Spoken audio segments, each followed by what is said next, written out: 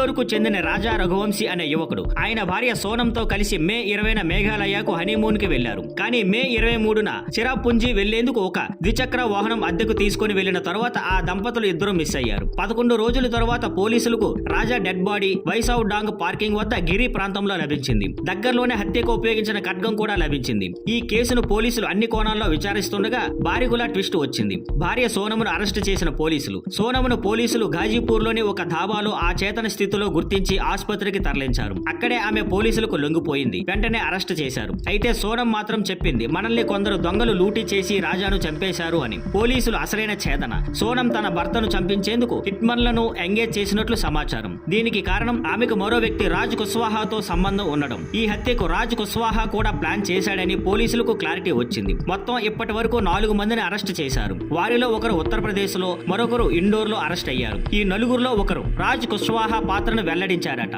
కుటుంబాల వాదనలు సోనం తండ్రి మాత్రం మా కుమార్తెను మేఘాలయలో ఎవరైనా కిడ్నాప్ చేసి దొంగతనం చేశారని ఆమె చెప్పింది అన్నారు. అయితే రాజా సోదరుడు రాజ్ కుష్వాహా మా ప్లైవుడ్ ఫ్యాక్టరీలో సోనం తండ్రి నియమించిన వ్యక్తి అని తెలిపారు. సీఎం ప్రశంస ఈ కేసును తక్కువ రోజుల్లోనే ఛేదించినందుకు మేఘాలయ సీఎం కాన్రాడ్ సంగ్మా రాష్ట్ర పోలీసులను అభినందించారు. మొత్తానికి హనీమూన్ ట్రిప్ పేరుతో ప్లాన్ చేసిన ఓ దారుణ హత్య కేసుగా ఇది నేషనల్ మీడియాలో హాట్ టాపిక్ గా మారింది.